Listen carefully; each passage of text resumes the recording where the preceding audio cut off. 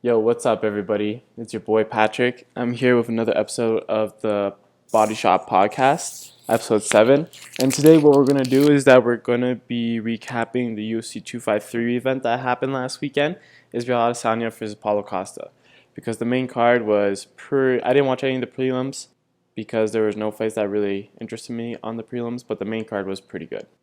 But first, just want to talk about a couple news stories that are happening in the fighting world. So first of all, Conor McGregor, he and Dustin Poirier are apparently planning a charity MMA style fight for December 12th, where they're going to be donating the proceeds to the charity of their choice. And then almost immediately, and they seem pretty serious about it. I don't know if it will actually happen. You don't, especially during these pandemic times, you don't know what's going to be happening like 2 months from now, 1 month from now. So there could be like another like lockdown or something like that, and Dustin Poirier wouldn't be able to go to Ireland for this charity match. And also, just like Conor McGregor likes to just get on Twitter just to capture some attention, so he's still in the MMA zeitgeist. But almost immediately, Dana White apparently came forward and said that he offered Dustin Poirier and Conor McGregor to fight each other in the UFC for December 12th. It's tough times right now for the UFC because they don't have access to all of their stars right now.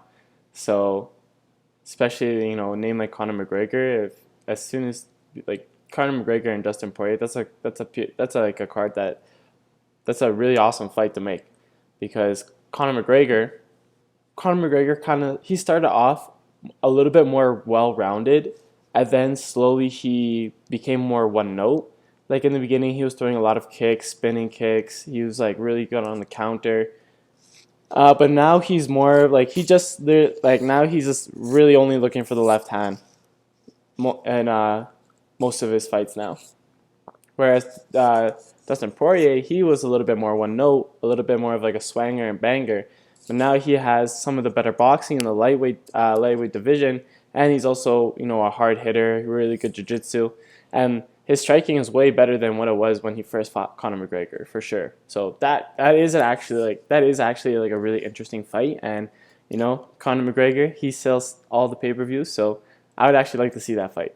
It'd be a good litmus test. It'd be a good indicator to see just where Conor McGregor is in his career, because he takes a lot of breaks in between his fights. Like his fights happen like a year apart usually. Like he took a big break after beating Eddie Alvarez. He took a big break from MMA when he came back to fight Khabib. And since he fought Khabib, he hasn't looked at in the Khabib fight he didn't look that great. And in the Donald Cerrone fight, he did look good, but Donald Cerrone was kind of basically the hardest give me match that they could have given Conor McGregor, and he knocked out Donald Cerrone pretty easily. And Donald Cerrone's he's not a pushover, but he's obviously in the twilight of his career. Josh Barnett is apparently doing a bare-knuckle fight with former KSW champ Marcin Rozalski. And this, I'm going to look at Rozalski's record right now. And yeah, so he's 7-4, and he's lost to people like James McSweeney, Peter Graham, Valentino Overeem. So people who have these are not elite people in the heavyweight division at all. And James McSweeney, that's basically the bare minimum of skill at heavyweight at the moment, because you got killers like Stipe and DC at heavyweight who would literally murder James McSweeney. But McSweeney has some sort of combat sense where he's better than the average person at heavyweight at fighting. And then Josh Barnett has obviously gone with has fought the elite, the very best of the heavyweight division for a while now. So and apparently there's elbows allowed in this fight, so that's pretty messed up, because Josh Barnett, he's really in bare knuckle boxing, you're allowed to clinch, and Josh Barnett is one of the best at heavyweight and maybe in all of MMA at dirty boxing. And if you allow elbows, that's just messed up. He's probably just gonna murk that guy. So those are the only pieces of news that I wanted to share today. And just a disclaimer, I watched only the main card of this fight. this fight card, but I didn't watch any of the prelims, so I didn't watch the Brad Riddell fight. I heard some good things about it, so maybe I'll give it a watch later. But I wasn't like really interested in watching the Brad Riddell fight, and I didn't watch the Diego Sanchez and Jake Matthews fight because that's just sad. I don't like Diego Sanchez should have like retired like 10 years ago, and I did see the name. I did see the meme of him starting out like Jorge Masvidal. Oh my god, it's pretty sad to see, man. Like he's definitely like Diego Sanchez is not in shape anymore. You know, he has like this big belly pulling over his shorts as he's like, you know, pushed like when he's waiting by the cage. Comes up, does like a bicycle kick. It gets check hooked right off the bicycle kick. Yeah, man, sad stuff. But anyways, I'm here to talk about the main fights and the fights that I found really interesting on the main card. And let's talk about the one that opened up the main card because there was one that I started with Hakeem Dawodu versus Zubaira Tukhugov. I'm going to have trouble. I'm just going to call him Zubaira. And this was really exciting because Hakeem Dawodu is actually from my home city, Calgary. He trains out of here, and he's a pretty well-known MMA fighter here, which is like, you know, pretty awesome. And he was fighting one of Khabib's teammates. So Hakeem Dawodu versus Zubaira Tukhugov. The way that starts off is that basically Dawodu started off having trouble trying to find his range. He was throwing these jumping bicycle kicks and throwing low kicks from way out of range, and he missed a good couple of them. I don't know, like in a couple of his fights, to show like even in that fight where he fought that Japanese fighter Hori, he had a little bit of trouble in the first and second round trying to keep up with Hori and trying to find his range. It wasn't until the third round when Hori started slowing down and getting tired, and Hakeem was able to step in on him, that he was able to find his range and eventually knock out Hori. So he just had a little bit of trouble finding the range, and he was throwing long strikes from way out of range. And Zubaira, he did his usual kind of bouncing in and out karate style fighting. The thing about the bounce in and the bounce out is that it can be used for feinting, and it's also really good for bouncing out of range. And Zubaira, he did a good job of feinting as he bounced in, making it seem like he was about to step in with like a kick or a punch, and he had Hakeem reacting a lot to the feints, and he actually landed a couple of nice power shots, like a left hook, off of his feints. And near the end of the first round, Dawodu actually managed to get some offense going, as he used this during the whole fight, but he'd use basically a catch and pitch style counter. And catch and pitch is basically you take the hit, or whatever your opponent throws at you, you take it. And then what that means is that because they're able to hit you, you know that they are in range to be hit back. So you take the hit on your guard, and then you come back with your own strike. So it's a catch and pitch counter. And what Hakeem did was that he used the classic catch the pitch, where the opponent throws the overhand right, and you catch it on your left forearm, you block it with your left forearm, and you come back with your right hand. And he managed to catch Zubaira with that. Now, during the second round, this is where Dawodu started finding his shots and his range. He was doing a nice job of countering the jab as Zubaira would step in with the jab, and Dawodu would step out and use the right low kick. And this is really good because when somebody jabs, to be able to extend your jab to the fullest length, you have to churn, as you step, you turn your foot inwards. And this exposes the back of your leg, so your hamstrings and your calf, and this makes it really hard to check low kicks, because to check a low kick, you have to bring your shin, you have to pick up your leg and turn your shin all the way out to be able to check the low kick. So it takes a lot of time to be able to do this, and when you jab, that's when you're going to be exposing the back of your leg the most. And Dawodu did a good job of low kicking the back of his leg as he stepped in for a jab. He also did a really good job with the catch and pitch that I mentioned earlier with the right hand, where he would take the right hand on his left forearm and his shoulder and then come back with his own right hand. And he was also doing a good job of ducking his head anytime that Zubaira would step in. He would duck his head and he would counter with the left body hook, which is like awesome because body hooks, really nice attrition weapon. And for somebody who likes Zubair, who is a very good takedown artist, if you throw a left hook to the body, you already have your underhook in play. You have your underhook in place to stop a takedown.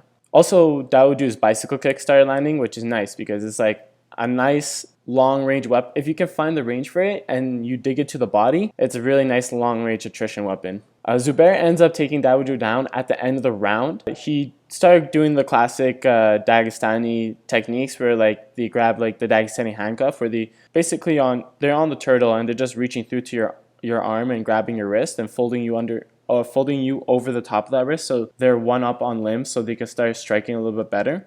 But what Hakeem did was that he did a good job of using both his hands to block the hit, because what Zubair did was that he went for the Dagestani handcuff, but Hakeem turned over and he got Zubair's hand stuck underneath Hakeem's body. But he was still holding on to Hakeem's wrist using the Dagestani handcuff. But Hakeem was still able to use that handcuffed wrist. He's like a pretty strong dude, so he was still able to use that handcuffed wrist a little bit and his other free arm to block the hitting arm. And he did a good job of stalling out for the rest of the round. And then the last round was all Hakeem. Basically, he started landing all of his techniques, the inside low kicks, outside low kicks, the bicycle kicks, hooks to the body. And Zubair was, these are like leg kicks, body shots, has awesome nutrition weapons, and you could tell that Zubair was pretty tired by the end, by the third round. And then he started shooting for desperation takedowns, and Hakeem did a very good job of defending all of them. And then in the last part of the round, Zubair was just basically backing up, and this was kind of a problem that Dawodu was having, is that he struggles to cut off the ring. He even mentioned it in his post-fight interview, but yeah, he struggles to cut off the ring, and especially against movement-based fighters like Zubair, you have to be able to cut off the ring on them because they need distance. But if you learn how to pressure them and cut off the ring, then you'll eventually get them stuck on the fence where they don't have, space and distance to move back into and counter you off of. So if Dawodu worked on his ring cutting, I think he would have a way better time of finding his range, because he's fighting these fighters that anytime that he shows anything, they just take a big step backwards. So if he just learns how to cut off the cage, I think he'll be able to find his range a lot faster. Dawodu ends up winning by split decision. It was like 30-27, 29-28, 29-28, something like that. It was a pretty close fight. I rewatched it. I thought Dawodu won round 2 and 3 pretty clearly, but yeah, not bad. So I think Dawodu said that he wants like a top 15 fighter now, which would be interesting. I don't know I haven't looked at the rankings in a bit, but it'll be interesting to see who he fights next. Go Calgary. Awesome. Good job, Dawodu. The next crazy fight. Oh, I didn't watch the girls fight that was on this card. I went and grabbed some. That was the perfect time to go and grab some food. But I did come back for Kai France versus Brandon Royval. And this was an awesome fight. I've heard of Kai France, and I knew that he was a hard hitter. I've never seen Brandon Royval fight before. Brandon Royval is a savage. So he's the tall southpaw, and Kai France was the short power puncher. And right away, Royval was going for nice southpaw kicks, hitting the legs, hitting the body, hitting the head. Just using his left, using a lot of kicks. And he's a southpaw, so his power kick is the left kick. And it's really easy to slot, it's a really powerful technique, because the only thing that's in the way of your opponent, the only thing that your opponent can get in the way of the kick is usually just like their wrist and their elbow, which you can kick right through because you're kicking into the open side of your opponent's guard, because usually you're fighting an orthodox fighter if you're southpaw. Whereas if you try to if you're an orthodox fighter fighting another orthodox fighter and you throw your power kick right into the body, there's a lot of things that can get in the way, like the arm, the shoulder, the back can all get in the way of the kick, so your opponent can take it a little bit better. Versus the southpaw versus orthodox matchup, where you throw the power kick and it goes right into your wrist, right into your stomach. So really good job. But then he gets caught by a counter right hand that drops him. He gets back up, does the chicken dance, and then as Kai France steps in, Royval throws a spinning back elbow that rocks Kai France, and then they go for a scramble. Kai France ends up on a single leg. Like, he's reaching for a single leg, and then Brandon Royval hits him in the neck with a knee. Then what he does is that he drops to his back and starts going for a gogoplata on Kai France, and then he switches to omoplata and rolls on top, and then he shows a really nice top game. He did a really good job of always defending the pass, and he almost even got the mount on Kai France at one point. And there's even a point where Kai France is in the bottom of half guard. He's digging for the underhook, and Royval stops him from rolling up to his elbow by underhooking the same side leg. So it stops Kai France, so it stops him from rolling up to his elbow. But once they get back onto the feet, Royval does a good job of just like throwing these marching combinations. He's just throwing kicks, he's throwing punches off the kicks, he's throwing knees. He actually lands a nice marching knee that knocks Kai France down.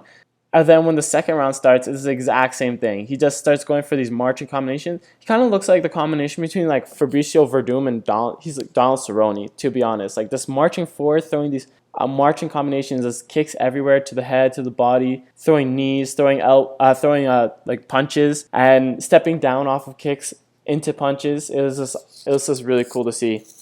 Then eventually Kai France shoots for a takedown, and Royval jumps the guillotine, and he ends up tapping Kai France. So that fight was super, super cool. I really liked that one.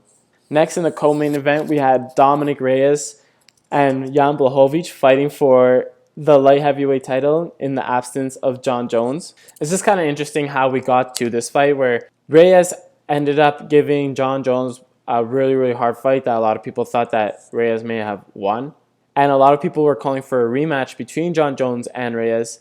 But at the same time, a lot of people were saying that Jan Blehovich earned his title shot because he was like on a 4 or 5 fight winning streak, and like he just beat Ronaldo Jacare Souza and Luke Rockhold and Corey Anderson and one other person, I can't remember. But yeah, people said that he had earned the title shot and that Reyes had just lost, so he should make way for Blehovich. Then eventually, obviously, Jon Jones ends up vacating the title, so he's no longer the champion. So the UFC matchup, Reyes and Blehovich against each other. So we have the southpaw kicker, who's really, really good kicker, Reyes. He likes to kick to the legs, the body, and the head with his left kick, and he's also really fast with the left straight, and he's also really good with the left open side counter, where southpaw steps off to their left and on an angle and throws the rear hand over the other opponent's rear hand. And then we have Blehovich, who is kind of like a strong grappler with some awkward striking. And then when they start this fight, they actually both look really. They start off really decently, both throwing body kicks and leg kicks. Reyes throwing the left high kick. Reyes is doing his usual work with the left kick to the body and the legs, and he even ends up catching Blehovich on one leg as Blehovich tries to throw his own rear kick, and Reyes steps in with a left straight, and he almost drops him. So there's basically exchanging leg kicks and body kicks, but the shift in the momentum looks like it happens when Blehovich lands like a slapping left body kick on Reyes' body, which is weird because usually in a southpaw versus orthodox matchup is usually the rear legs that are going to be being thrown the most, because when you throw your lead leg into a southpaw, if you're orthodox, you basically, it's the same problem as I mentioned before. You're throwing the kick into the opponent's shoulder, his elbow, his back. It's a really hard kick to land effectively. But Blehovich lands a nice slapping left kick to Reyes' body, and you can see that Reyes' composure changes because he basically stops throwing anything after that. And then Blehovich he proceeds to chop up Reyes' legs with more leg kicks, and Reyes starts getting even more passive. And he ends up landing another left body kick as Reyes is trying to circle off the cage, and oh my gosh, it looks so bad now. It looks like it's like a really disgusting welt that looks almost like an infection, like if he had herpes on the side of his ribs. And then the second round starts with Reyes coming out with that disgusting welt on his ribs. But it's Reyes who starts off doing most of the kicking, and Blehovich just kind of looked like he took his foot off the gas because he's kicking way, way less this round. But then eventually he finds that left body kick again, and again Reyes is clearly affected by it, stops throwing. So now Blehovich starts stepping in with more punches, and he actually ends up breaking Reyes' nose with a right hand. And oh my god, it looks so terrible. It kind of looks like his nose is just flapping in the wind when Blehovich lands that right hand. But Reyes actually did a pretty good job of firing back and playing off the broken nose really well. Like, he wasn't scared to like get into exchange. Usually when somebody breaks their nose, like, they go really, really passive mode. But Reyes did a good job of holding his ground, which can, surprise people. Like, if somebody sees that they break your nose and they get excited and they step in, but you're still in there to like land your own shots, like you hold your ground, you might catch them clean and knock them out or something. So good on Reyes, but eventually they get into another exchange, and Blehovich lands a counter left hook that sends Reyes to the ground, and Blehovich ends up following up. And then Blehovich becomes the first Polish light heavyweight champion for the UFC and the first male UFC champion that's Polish, and that's awesome because I'm Polish Canadian. So my parents are from Poland. I was born in Canada, but that's so awesome. Polish heritage, man. Polish power. That's awesome. Super proud of Blehovich. Really good performance. I really liked it. Good job kicking. So now the question is, could Blehovich beat Jon Jones? Well, I'm a big believer in styles makes fights, and Blehovich, he did a good job in the first round throwing a lot of leg kicks, and the type of fight that you want to see against Jon Jones is one where you're throwing a lot of leg kicks and body kicks, because Jon Jones, he struggles with really good kickers like Reyes and Thiago Santos. So Blehovich did a good job throwing a lot of leg kicks in the first round, but I would like to see him. But in the second round, he kind of stopped throwing leg kicks and started going more for like combination with his hands, and those are the fighters that Jon Jones does the best against. Like people who are just going to try to box with him, he's just going to kick the shit out of you and keep you out of range. If Blehovich just focused mainly on kicks, I think maybe he could give Jon Jones trouble, but honestly, I don't know.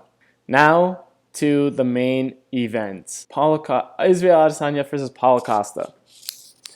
This was an awesome fight because Israel came out with his usual looks, but just adjusted the sliders to deal with Costa. In an Israel fight, what you're going to see is a lot of feints, a lot of good, angling off when the opponent steps in, not taking more than 2 steps backwards before angling off, like good defensive footwork. And out of Paulo Costa, what you're going to see is a lot of pressure. Like he likes to come forward and getting his opponents to the fence so you could beat them up with body shots and body kicks.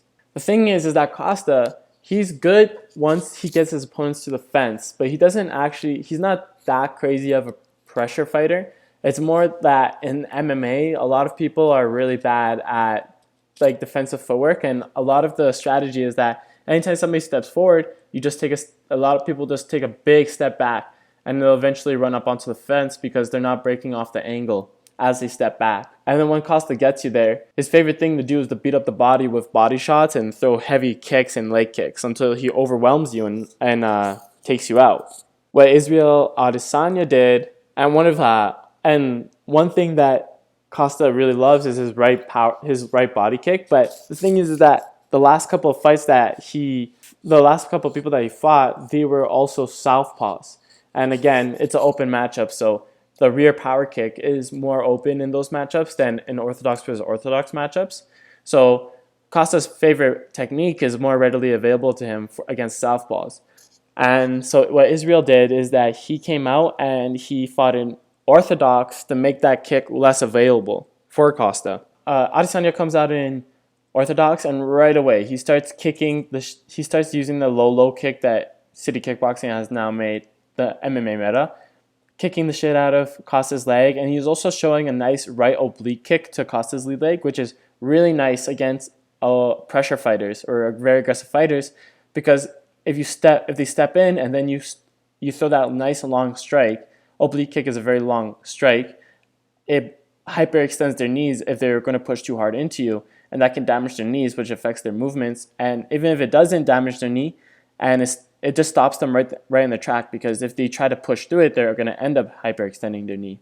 So it is clear that Adesanya was trying to target that lead leg of Costa, which is good because Adesanya is basically an attrition fighter, and that's like a nice attrition weapon, the right low kick and the right oblique kick, just making it harder for your opponent to use that leg as the fight goes on. So as I mentioned before, Adesanya is also one of the few fighters that actually has decent defensive footwork, as he rarely takes more than 1 or 2 steps back before pivoting. And anytime that he felt like he was getting near the fence in this fight, he would abandon his stance, so he was more square, but this allows him to move laterally a little bit better. And he does like a couple of direction changes and feints to throw off Costa. So like basically Costa would step in to throw a right kick because he thinks that Israel is circling to his left. But then as Costa steps in to throw the kick, Israel will switch directions and circle off to his own right, so Costa's left, and into the open cage. The couple times that Costa did manage to land the right body kick, Adesanya would catch the kick under his arm and then angle out to his left to take the angle on Costa, and then he would drop the leg and then throw a combination at Costa. Costa also threw a couple of his own low kicks, and he did catch Adesanya a couple times, but he didn't have the same nuance that Adesanya did. Adesanya is always hip feinting, making getting the opponent to pick up his legs, getting ready to check, and then the kick doesn't come, and then as the foot starts coming down, he'll throw the right low kick to as the foot is coming down, so it can't get checked. So he just has a little bit more nuance in his leg kicking game, and after about like 2 or 3 leg kicks, Adesanya would just step out of the way of the leg kicks, and then Costa would abandon them. Adesanya also did a very good job of showing the question mark kick when he'll do it off of both sides. So he'll feint the hips, he'll start faking the right low kick, and then he'll come up over top. And he'll do the same thing off of his left kick as well. Adesanya also did a really good job with his jab, and we saw that in the Uriah Hall fight that Costa would have a hard time with. He had a hard time dealing with Uriah Hall's jab, and Uriah Hall's not even like that good of a jabber. And so Adesanya did a good job with his own jab here, poking Costa in the face with his. And then the end of the fight came as Costa tried to throw a jab, and then Adesanya threw a right hand over the top of the jab, and then caught Costa with the same left hook that he caught Whittaker with. Of course, the left hook is the king of all counters because it usually comes in from a blind angle, and it's usually, a lot of times it's not about how hard you get hit, it's about when you get hit, and when you're not paying attention and you get hit, that's when you're gonna get most likely knocked out. Like a lot of times you see a punch coming and you take it and you can brace yourself, but if you don't see the punch coming, you're not able to brace yourself in the same way. And the left hook is perfect because it usually comes in from a blind angle that opponents don't see. And even if it clipped Costa on the tip of his jaw, and my friend said that it didn't look like it hit him hard. Well, why did he get knocked down? But I just said, yeah, man, it's not about getting hit hard. It's just that he didn't see the punch coming, so he couldn't brace himself for it and got dropped. Then Adesanya came, did some ground and pound, elbowed Costa on the back of the head, and then he did the doggy hump on Costa. Everybody was talking about the doggy hump, and then even Costa was making a video later saying, this is so disrespectful. He wants an immediate rematch, which I don't think he's gonna get because he didn't do much in that fight. He kind of got clowned by Adesanya. Adesanya is saying that the next fight is probably going to be the winner of the Whittaker versus Jared Cannonier fight, which would be awesome. Can't wait. Honestly, I would love to see Adesanya have a rematch with Whittaker or fight Jared Cannonier. It doesn't really matter. Both those fights are really awesome. Honestly, I think Whittaker would probably have a better chance against Adesanya, but Jared Cannonier still pretty good, powerful striker, and he's pretty smart striker too. And then obviously Adesanya started beefing Jon Jones, and a lot of people are now talking about Jon Jones versus Adesanya. Adesanya is pretty good. He's the thing is that the person that's gonna bother Jon Jones the most is somebody who has good ring movement and good leg kicks, and Adesanya has both of those things, so he could give Jon Jones trouble. The only thing is that Jon Jones is probably way bigger and way stronger than Adesanya, and if he takes Adesanya down, and Adesanya has shown good takedown defense, but Jon Jones, he's a pretty big light heavyweight, and he's pretty strong, and he has pretty good wrestling. Even though his offensive wrestling has not looked that great, his double leg attempts have not looked that great in recent years, he's still able to get them sometimes. And his ground and pound is probably the most vicious in all of MMA besides Khabib. So yeah, it'd be an interesting fight, I think. I would watch that fight, to be honest. I would give 50-50 chance, probably 55 to Jon Jones, 45 to Adesanya. Awesome, so that was the UFC 253 event. I hope you guys enjoyed my little breakdown of the event. If you do like this podcast, leave a positive review if you like. Helps with the search algorithm here on podcasts. And if you're watching this on YouTube, leave a like, subscribe to the channel if you like to, leave a comment on what you thought about the event if you like to. You can also follow, I'll leave my social media handles in the description below if you want to follow me on any of those. I hope you enjoy the UFC 253 event. This next UFC event does not look good. It's Holly Holm headlining the event, and I looked at the card and there's no good fights. So no recognizable names really. No fights that really stick out as interesting. So I don't know if I'll be doing a podcast on this event, but who knows. Anyways, I hope you guys have a good day. Hope you guys stay safe, and I'll catch you next week. Peace.